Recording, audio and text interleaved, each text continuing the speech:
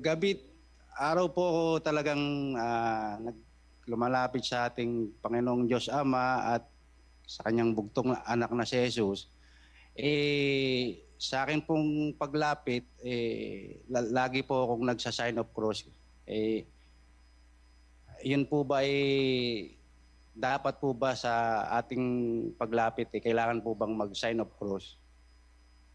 Alam mo, kapatid na Alberto, salamat sa iyong pagdalo at salamat din sa iyong tanong. Magkakaroon ako ng opportunity na maiparinig yung aral ng Biblia sa mga taong bukod sa iyo. Unang-una yung sign of the cross, wala sa Biblia yun. Alam mo, kaya nga mayroong Biblia, yun ang batayan natin ng paglilingkod sa Diyos. Lahat kasi ng gagawin natin, mayroong batayan, mayroong definite na batayan. Ngayon, ang Biblia, ginagamit na batayan sa instruksyon ng Diyos na kung mag-aaral tayo ng pananampalataya, dapat yung batayan natin nakasulat lahat. Walang galing sa utak ng ministro. Dapat nakasulat. Basahin natin ang 4:6 ng unang Korinto.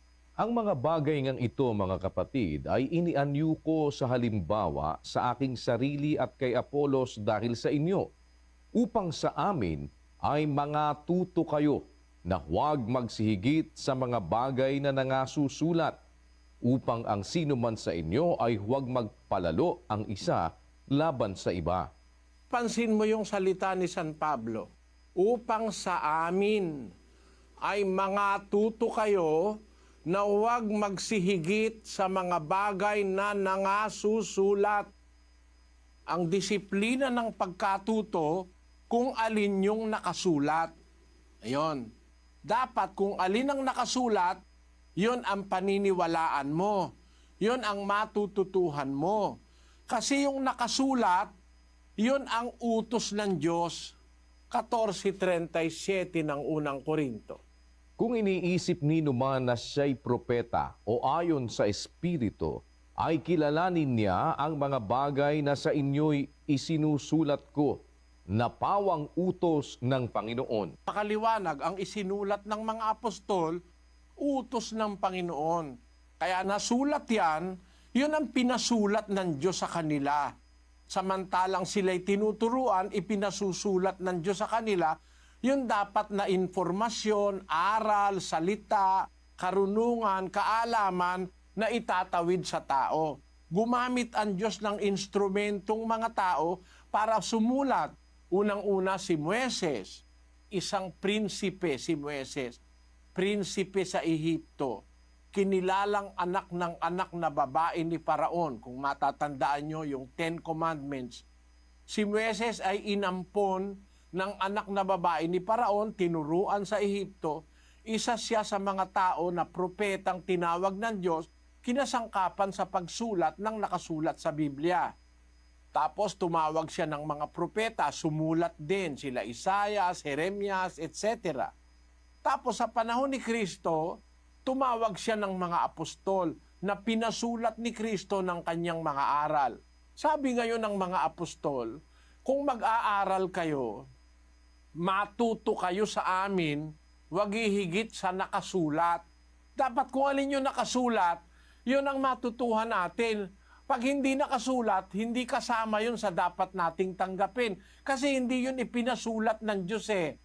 Hindi yun sinabi ng Diyos. Alam nyo, sa mundo, ang isang totoong dapat maintindihan ng tao. Sa mundo, mga kapatid, maraming katha. There are so many inventions sa mundo. 7:29 ng Ecclesiastes. Narito, ito lamang ang aking nasumpungan, na ginawang matuwid ng Diyos ang tao, ngunit nagsihanap sila ng maraming katha. Ayon, maraming katha ngayon eh. Mga imbento, hindi nakasulat sa Biblia. Halimbawa, ang imbento ng pastor, yung Trinity. Wala naman sa Biblia yung salitang Trinity eh. Wala yon. Yung Santa Cena, yung banal na hapunan daw, tapos may abulo yan, Wala sa Biblia yun eh. Ang nasa Biblia, hapunan ng Panginoon, hindi Santa Cena. Hapunan ng Panginoon. Yung hapunan ng Panginoon, pinalitan nila ng banal na hapunan, tinawag na Eucharist. Ano? Wala naman sa Biblia yung inimbento na yun eh, na Eucharist, na papakainin ka, tapos hindi ka papainumin. Meron ba namang pagkain walang inom? Kakain, iinom. Ba't ikaw hindi ka pinainom? Ang sabi ni Kristo, kainin, tapos uminom. Talagang natural yung pagkakumain, iinom. Bakit yung mga pinakaing membro hindi pinainom?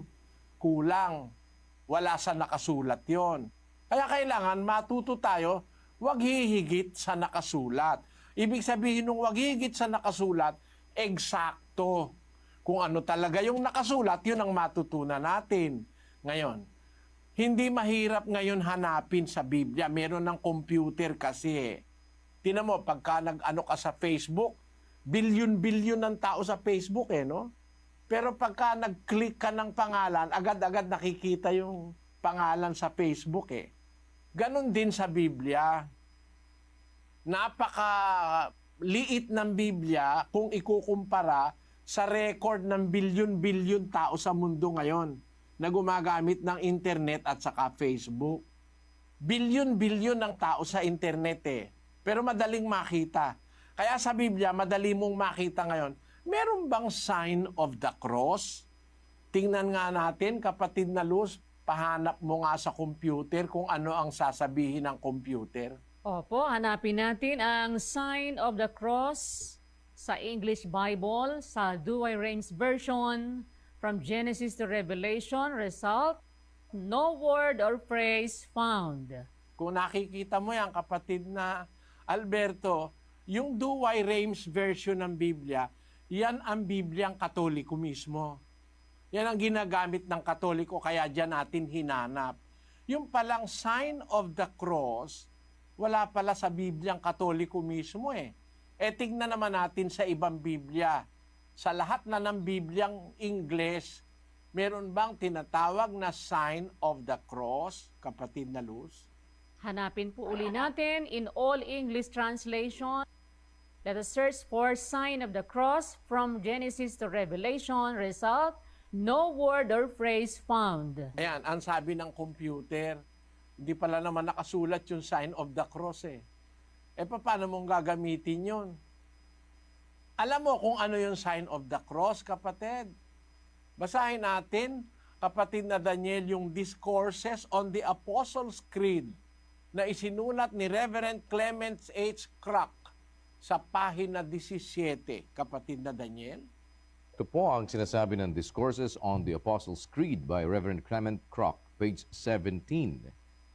Saint Teresa states that Satan had no power over the cross, nor over any object over which the sign of the cross has been traced.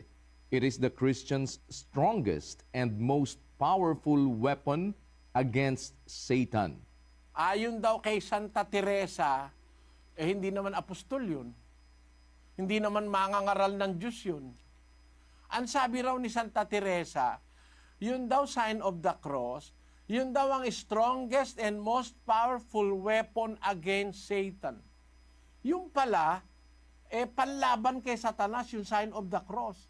Yun ang sabi ng libro. Bakit pag nakaharap ka kay Santa Maria, nagsa-sign of the cross ka? Satanas ba si Santa Maria? Medyo yata may mali. Bakit? Panlaban pala kay Satanas. Ba't mo naman sa harap ng estatwa ni Maria, magsa-sign of the cross ka? Bakit pagpasok sa simbahan, yun pala'y panlaban kay Satanas yung sign of the cross? Bakit ginagamit mo sa harap ng altar? May Satanas ba sa altar?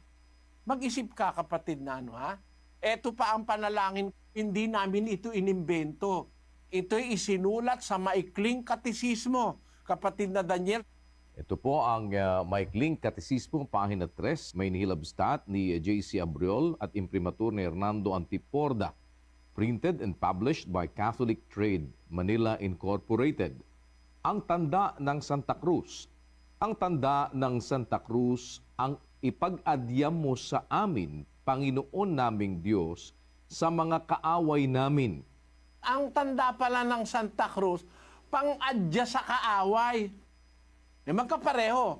Yung sinasabi ni Santa Teresa raw, na yun ang pinakamabisang panlaban kay Satanas, dun sa Apostles' Creed, at dito naman sa katisismo ni Hernando Antiporda, yung palang tanda ng Santa Cruz o Sign of the Cross, pag-aadya sa kaaway.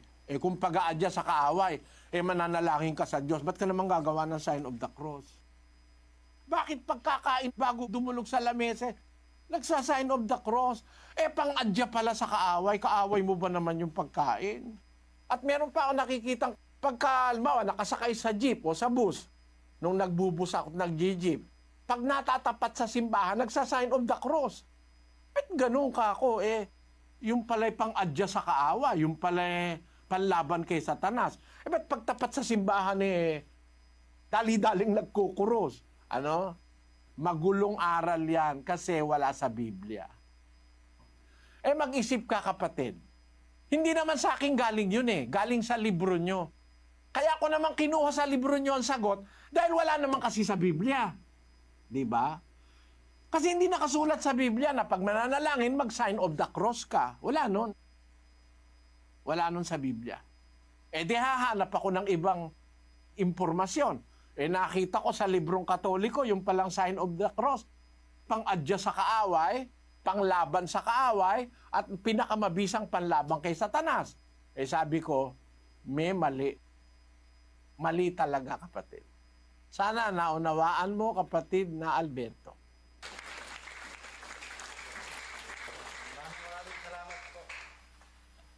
Salamat. Kaawa ang kanawa ng Panginoon, kapatid.